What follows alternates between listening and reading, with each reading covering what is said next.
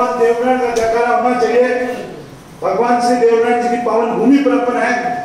देवनारायण भगवान की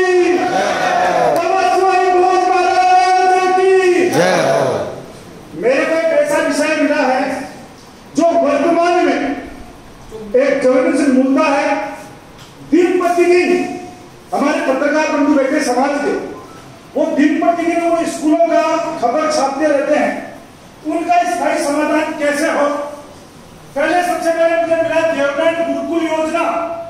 देवनारायण गुरुकुल योजना में वर्तमान में 1500 सीट है, लेकिन वो अकेले एमबीसी वर्ग की नहीं है।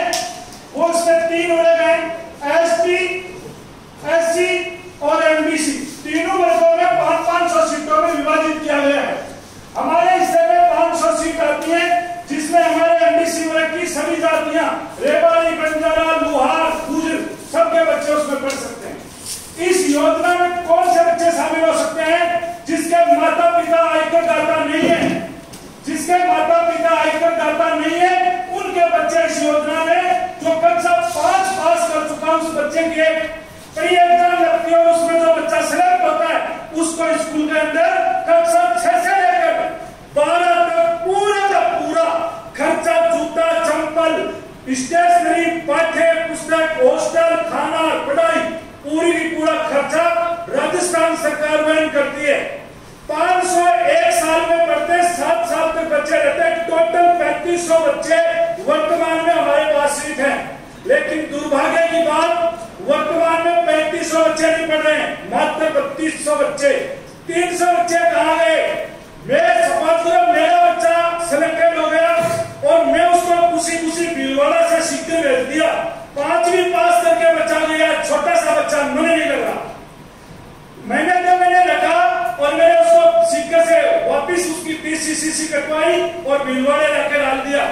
वो बच्चा जो छोड़ गया स्कूल, वो सीट 7 साल तक खाली रहेगी। ऐसे हर साल कम से कम 50 सीट खाली होती है। लगभग वर्तमान में 300 सीट खाली है।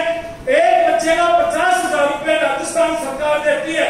300 इंटू 50,000 प्रति वर्ष राजस्थान सरकार को बेनिफिट होता है। इस मेरी बोली वाली समाज को नुकसान होता है।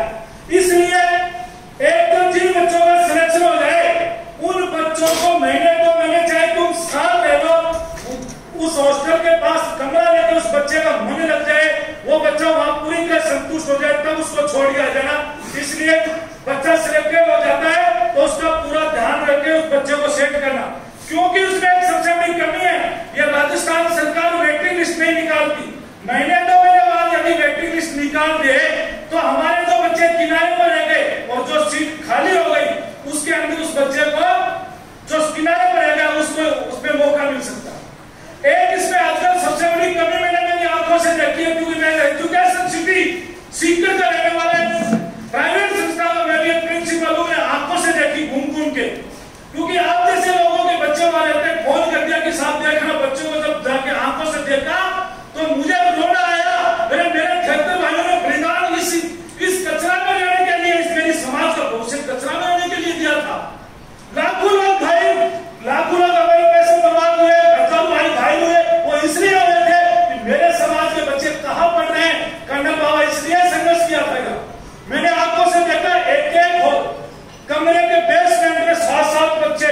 एक बार मैं एक स्कूल में गया, बच्चे के इन्फेक्शन वाला, मैं हमारे समाज के डॉक्टर के पास लेके गया। जब बच्चे को डॉक्टर साहब ने चेक किया तो मुझे कहा कि हाथला साहब, इस बच्चे के एक प्रॉब्लम है, सारी संक्रमण बीमारी है और ये इनके कपड़े गीले रहने के बाद। जब मैंने जाके चेक किया तो बच्चे ने कहा साहब हमारे इंटरमीडिएट बलियान सूखती नहीं, क्योंकि हमें बेसमेंट में रखा जाता है, धूप नहीं आती।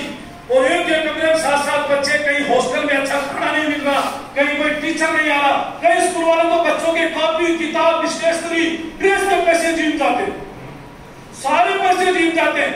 जब इस चीज को मैंने विश्लेषण किया तो मुझे बहुत कमियां लगी, इसलिए मैं कुछ कमियों पर सुधार करने की अपेक्षा कर रहा हूं। मैं माननीय मोहन जी 2 मिनट का एक्स्ट्रा टाइम लूंगा आपका। जिस बच्चों का सिलेक्शन हो जाता है, पेरेंट्स जिन स्कूलों का चूज करना है, उन स्कूलों का 1 नहीं, 2 नहीं, 3 नहीं, 5 से 7 स्कूलों का निरीक्षण करना चाहिए।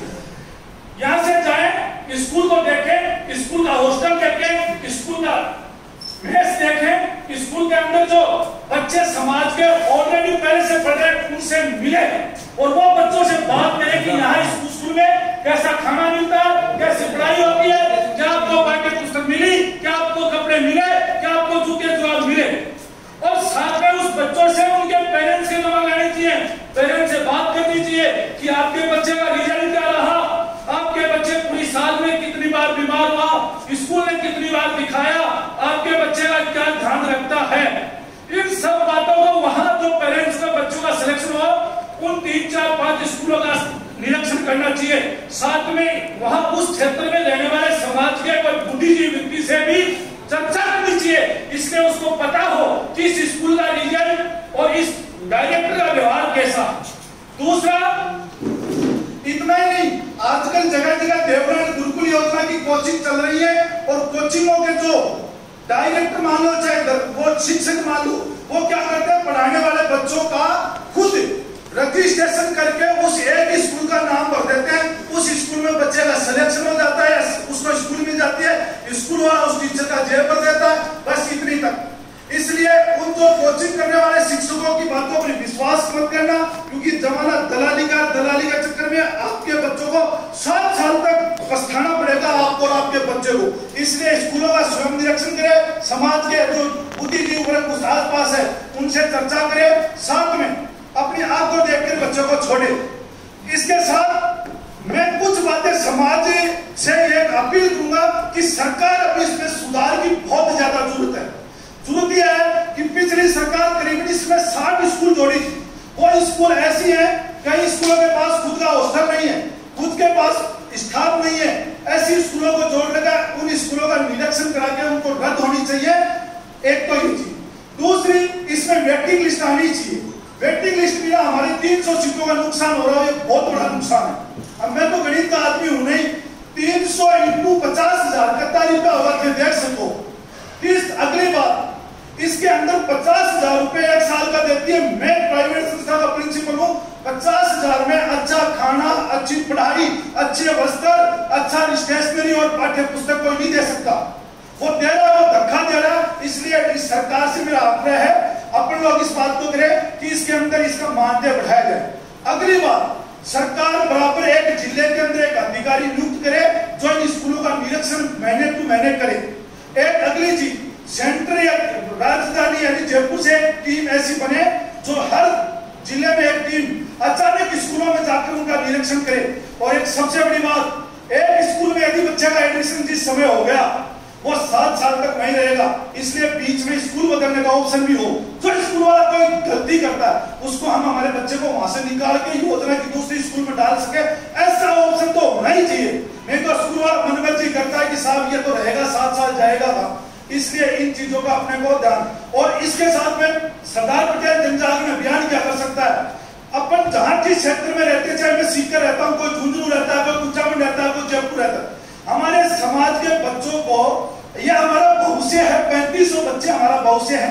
हम सब लोगों की 5 लोगों की टोली बना ले, टोली बनाकर उन स्कूलों को महीने में एक बार हमारे समाज का भविष्य 3500 बच्चे जो गरीब परिवार से, उनको जाकर अपने को मिलना चाहिए। यदि वहां उसमें कुछ कमियां लगे, उन बच्चों से बातचीत करनी चाहिए। कमियां लगे तो मैनेजमेंट को बोलो, यदि मैनेजमेंट नहीं सुधारता है तो तुरंत प्रशासनिक अधिकारी को बोलो, प्रशासनिक अधिकारी नहीं सुधारता है तो आजकल सबसे बड़ी स्वतंत्रता मीडिया है, उसके सामने लाओ, अगला बिगड़ता हुआ हमारे पास आएगा। इन्हीं शब्दों के साथ हंगामा खड़ा करना मेरा मकसद नहीं है, हंगामा खड़ा करना मेरा मकसद नहीं है। मैं 3-4 नौया ला रहा हूं, मेरी इस कौम का वैभव हमारा है।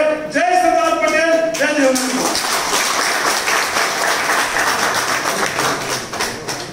बहुत ही जोशीली आवाज में आपने ज्वलंत विषय को समाज के समक्ष रखा। अब मैं